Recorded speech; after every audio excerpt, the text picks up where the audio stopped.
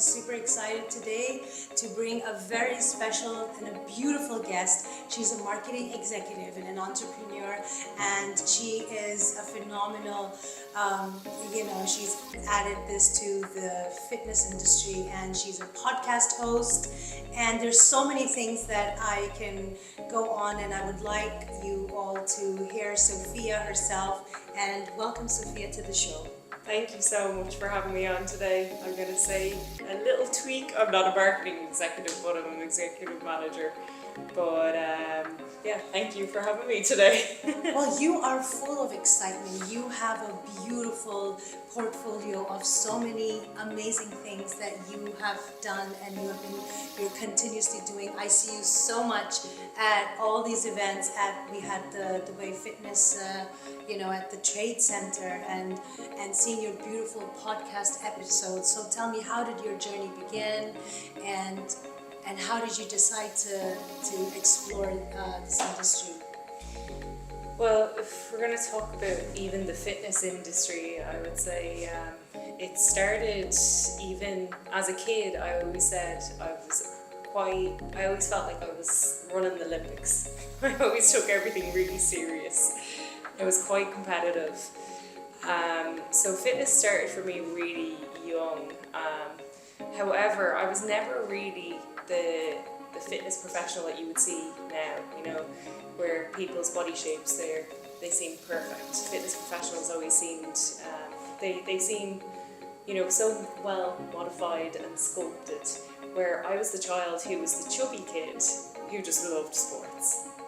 So when I went through my teens, I always struggled with my weight, and it was something I always found really, really difficult. I found even when I was a teenager, I was out constantly trying to diet, and it was the era of Kate Moss and all these figures who skinny. Yeah, yes. it was the era when eating was cheating, and I grew up in that time where nobody really knew a lot about nutrition and fitness and having a flexible lifestyle. Nobody really knew about that. So I would have said my fitness journey and my love and passion for fitness started really young, but it started from a place of lack, and I'm the type of person who feels like when they're trying their hand at something and they don't have enough knowledge in it, I will obsess about it. So I became obsessed with understanding nutrition, fitness, and that's how my journey really started. So it started from a place where I just I needed to change, And something that you've said, when you start from a place of lack, or when you feel that you need more knowledge, or you just get more obsessed, and then it just opens so many ways. Like the universe brings to you all those resources where you can, go a level further. So tell me more about your journey, and how is it that you're making so much difference in people's lives, and just being a beautiful example of how people can go into what they really put their heart into.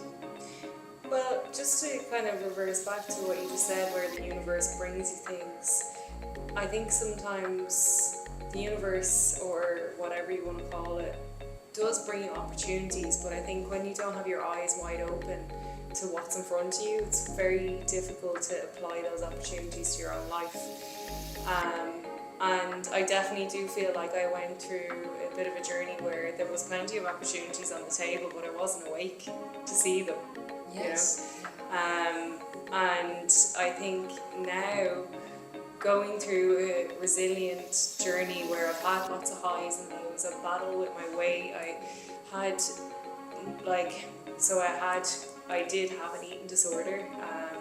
Well, I wouldn't say eating disorder, but I was an emotional eater. Anytime I went to, I just felt upset, I would eat. It was my coping mechanism. And I feel like that shaded over a lot of my opportunities, my ability to even want to help others as well with the information I had was completely, I just felt so stuck. So I needed to fix my own journey before I brought anyone else on a journey. Beautiful. And through that, then that's where my coaching skills became so wide, because I realised it wasn't about food, and it wasn't about just fitness. It was something even deeper than that. And the deeper coping mechanism I had was my emotion. I always felt like my coping mechanism was to feed my emotions, so I never felt like I was in discomfort. My food was my go-to. Then when I realised when I moved food out of the equation, it'd be something else. So it's like, okay, well, if I keep running and I can't sit still, what is it? Let me sit still. So when I kind of noticed all these behaviours and patterns, and I had clients along the way, I realised that actually it's way deeper than this, and understanding people's behaviours and triggers is literally the foundation for having existent change and to have longevity within the changes that you make in your life. You're absolutely right, Sophia. Like you said, it's a holistic understanding.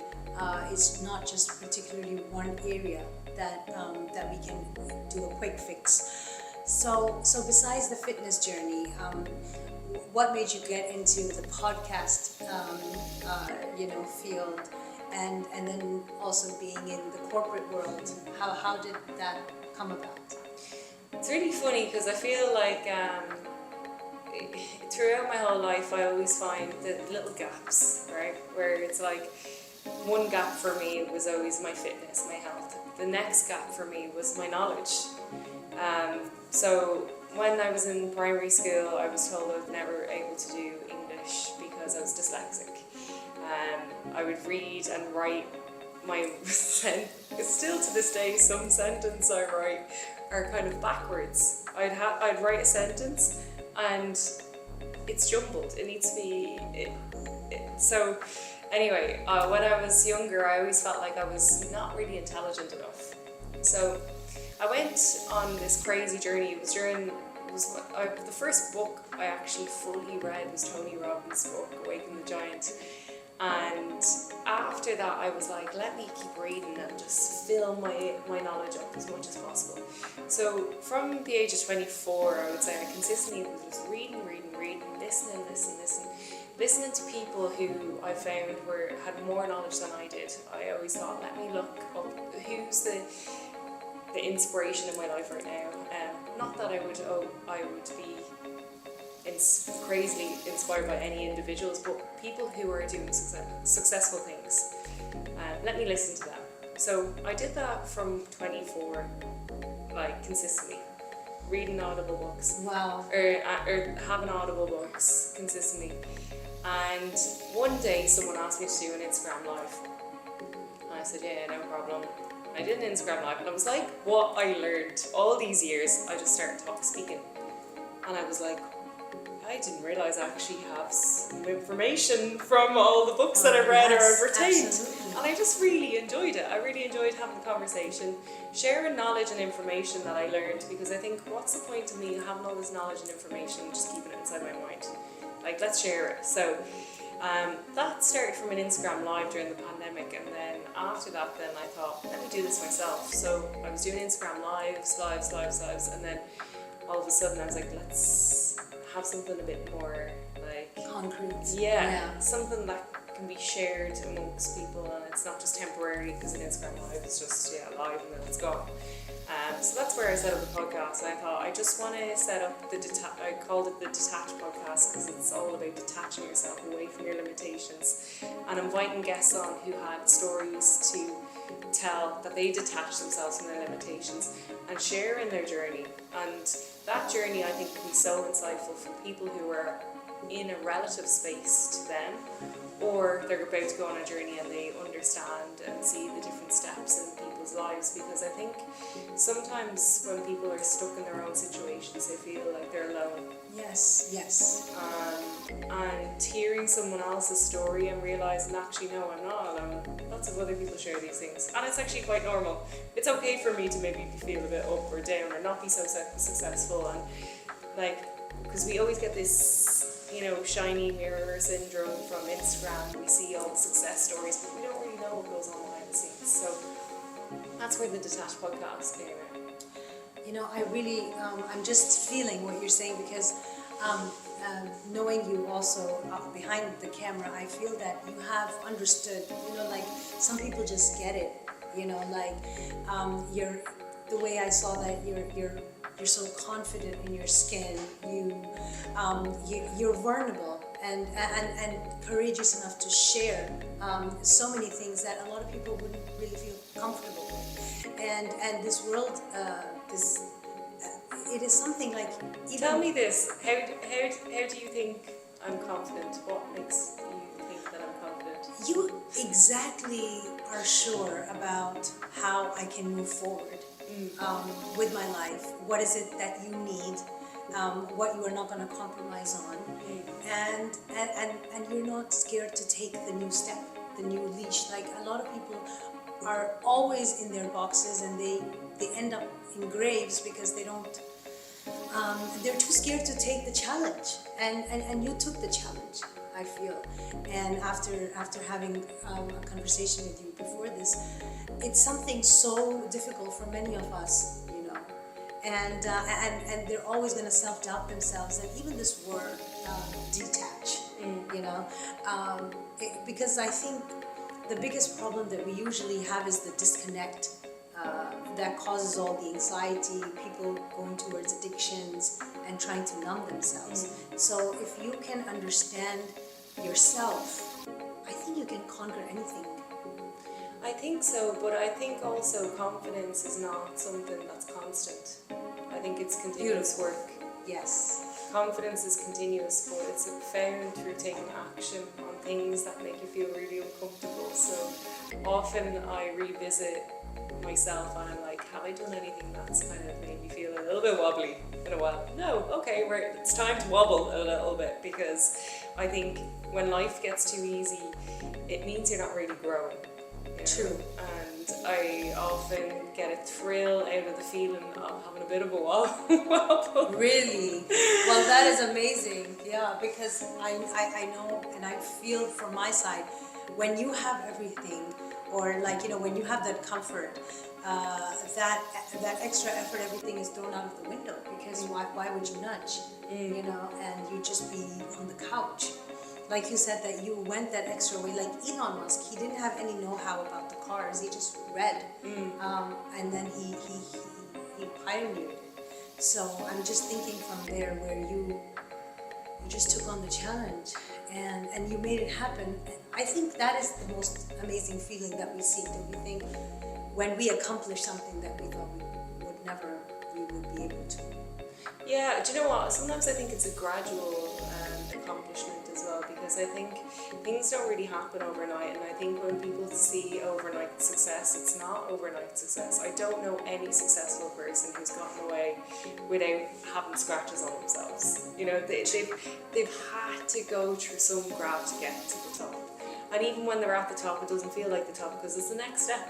There's always something new. There'll always be something new. So it's understanding as well what's your baseline, and what, you know, appreciating the simple things and having gratitude as well along the journey, because when you feel like you get to a certain destination, there's going to be the next destination. You're going to get out of one vehicle and jump in another, and it's going to look different. Yes. So I think it's understanding to actually really enjoy the journey along the way, and also to keep those relationships and the things that really make you happy within the process, because when you're chasing a journey, sometimes it's very easy to forget about the people that are surrounding you and the people who actually fill your cup up the most. And even through my highest points, my lowest points in my life, I've definitely neglected some of those sides of my life, where now I feel like I'm in a position where I actually realise how important those connections, relationships, conversations, pausing sometimes and actually giving people a bit of time and listening is so important. Oh my God, that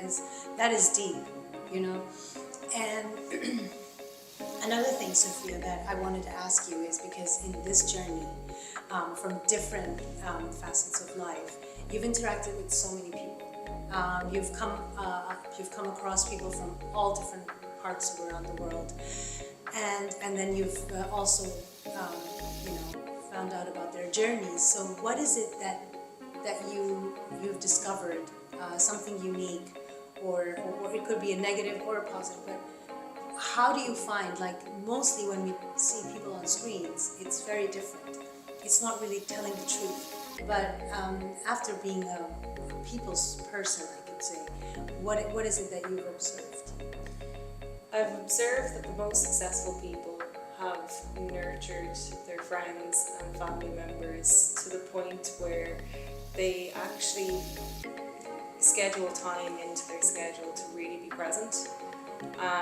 And I think as young entrepreneurs and so many entrepreneurs worldwide and digital nomads and people flying and wanting this entrepreneur lifestyle, like I think there's a lot to be said in your surroundings, the people you surround yourself. Yes. And I think that environment, connection, your tribe is so important, because that's what happens when the bubble bursts. Who's going to be sat around you? Or when you have a success story, who's going to sit next to you and enjoy the journey with you? Nobody's going to be there. Yeah. So what did you do it for? Because I think you get to a level where you'll always reach for more success or have another success story, but in reality, after the first time, second time, third time, what more are you going to gain or achieve? The dopamine hit isn't as high anymore. You know, the rush that you get, like you become so desensitized to all this kind of chemical rush inside your body over time when you're consistently achieving these goals. Now, what else? What's next? You know, there'll always be something else. So I think definitely through my journey and meeting plenty of successful entrepreneurs and people who've, from Olympic athletes, like they all, I would identify they all have a great support system, and they've collaborated with people. People make everything. Like, Yes. you know, you can have the best gym in the world, you can have the best facility in the world, but without people and without good humans, forget about it. All this is useless. You look at COVID times, right? And when COVID times and the whole city, you know, closes down, nature was outside to reclaim everything, you know, like everyone, you know, so, and the thing that was missing the most was people and connections and communications, and that's what really matters. I know, and I need to take a moment to absorb this. It is so true, and that is why we keep hearing a lot of stories when people accomplish everything, they go in depression, or you know, they're kind of lost, or like you said, when the dopamine or the endorphins and everything just you know, it comes to a standstill, and then you're like, what's next? And then you feel completely, because we didn't invest time in those relationships or in that safe space. And then it's very difficult at a certain age to start from scratch, you know, and then maybe it's late. Yeah, like I really worry for the future, for kids, for anyone now who's becoming so obsessed with technology. Oh my God, yeah. We're becoming so disconnected to real life, disconnected to people. You walk into a lift and nobody can even hold their head up and say hello to each other anymore. Like, when did it become so acceptable to feel more comfortable to look at a digital screen than to actually look someone in the eyes? And I think this is the sad reality. However, we can look at it in other ways, where potentially your phone is a sense of entertainment. It can be a learning hub. It can be a way to connect with people. Put it down when you're sat with someone and you've scheduled an hour with someone, or having a coffee. Like, be present. And I think the more people are becoming okay and acceptable with people being on their phone whilst they're having a conversation, it's disconnecting people from having really deep conversations. And this is where I actually think even therapy is becoming so rife at the moment, because people can't engage and have deep conversations anymore. So no wonder therapy is becoming the mainstream thing to do, because we can't actually speak to each other anymore. Yes, absolutely. And no one is finding this an important topic, or something that even us as individuals, that where do we put a stop to it, you know, and then being away from nature, and that's how our humans were born, and how we're meant to be connected to people, to nature, to, and these screens are actually retarding our inner capabilities to grow. Our neuron connections and all of this happens when you're in a state of, like normal interactions, and now we're alien to it, and people are so used to it, they're becoming addicted to being by themselves and they don't feel the need, which actually brings a shutdown, I feel, and then it's them that are being hurt if they don't do anything about it. Look, I think being on your own is super powerful in a sense, to really understand yourself and to not have anything surrounding you to impact your beliefs or your decision making, right? I think it's really important for people to have a bit of alone time. However, you look at like tribes, right? When one person is separated from the tribe, they never survive. They don't survive, and it's not in human nature to exist on your own. It's completely not. You'll see it in animals, evolution. It's really important that we don't become so disconnected. But when you touch on the topic of nature as well, we're living in a city, and most people are living in built up areas now where we're becoming so detached to human nature. And there was one time, even recently, that I went to Sri Lanka, and I just noticed, going from living in a city like Dubai, which is absolutely amazing, it does sometimes drain your ability to be in touch with just the simple things. Your spark. Yeah. And I feel like it overstimulates you to the point where your dopamine levels are being so desensitized that when I go into nature or I go and travel to anywhere else in the world, I nearly feel like it takes me 2 or 3 days to get myself back to baseline, to just be like a normal human, to be in grass, beaches, sunshine. And it's then when I feel like I'm more sensitized to life, that I get pleasure out of the simplest things. Where when I'm here, sometimes I feel like I'm so overstimulated from my phone, from walking to the car, to getting everything at the touch of my finger, that sometimes I think we need to level it out. We need to detach ourselves, we need to put ourselves in nature, we need to have those time outs to ourselves in order to kind of fill the dopamine tank back up. Yes. And it nearly feels like, sometimes I would like to explain it as like going to rehab nearly, you're draining all the things that is like cheap dopamine. Yes. You're filling that tank back up, so you're replenishing yourself. And then sometimes I feel like I wish I could just bottle this up from wherever I've been and just bring it back here and just hold on to it when I get to Dubai. But you can't, yeah. we can try. We can do things like, get yourself out and go and do a sauna, ice bath. Right. Go to the beach, be in nature first thing, wake up first thing in the morning time naturally, be in sunlight.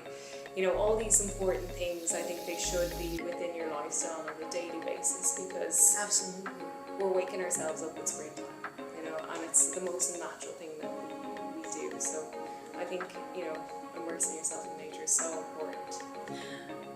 And Sophia, also, what is it what are your plans? How do you see yourself? Because I can see you doing something extraordinary in the coming, do you plan something for the next year, something, because you're someone who I feel likes to do the innovative bit, the hard part, and then having others to follow. So what is it that you are planning on, or something that you want to, because you have accomplished so much, so I'm sure your dopamine is now getting a bit, it wants something more. So what is it that you are aspiring, or something, that inner thing?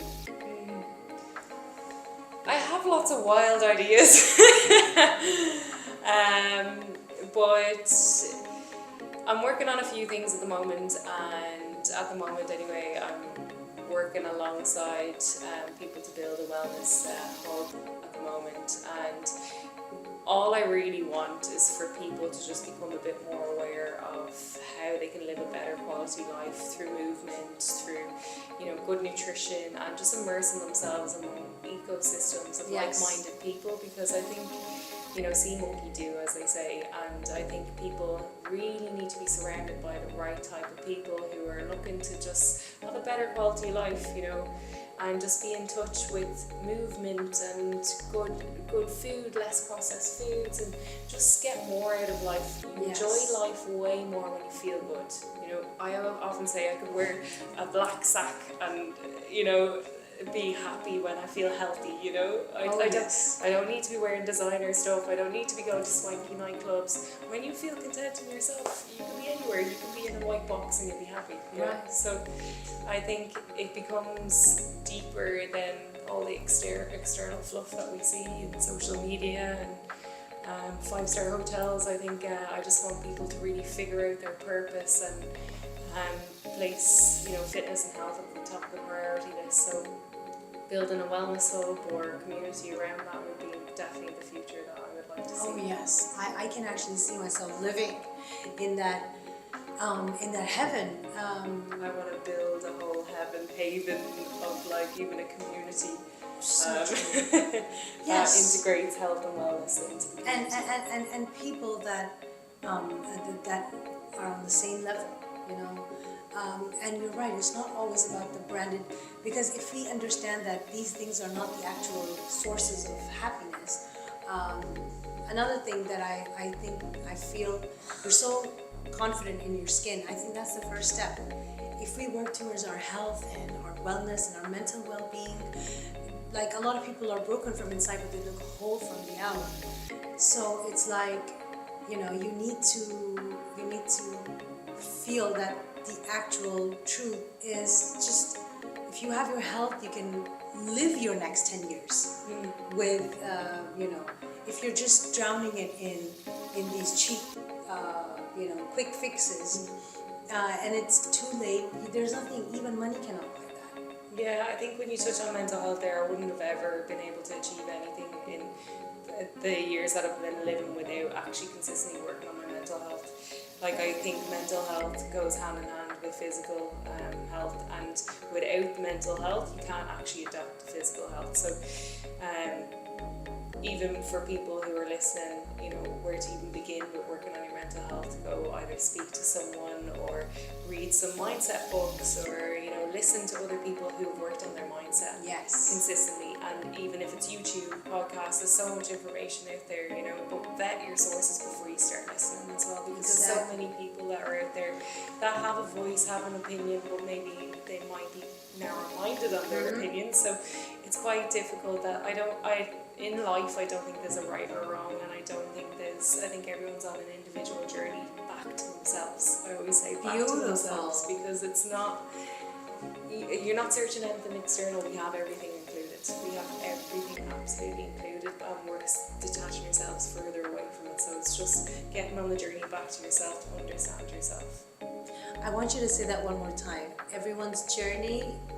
I'm like, I can't even remember what I said, because You say the most amazing, thought-provoking things that actually takes me to that. You just said it's a journey that you have to come back to yourself. Everyone's on that unique individual journey. Yeah, so sometimes we just get dragged away from ourselves in order to figure out how to get back to ourselves. And the further you get pulled away, life will humble you to bring yourself back. It will, and it will hand you things that you don't want to be handed in order to be like, get back on the track, back to yourself. So.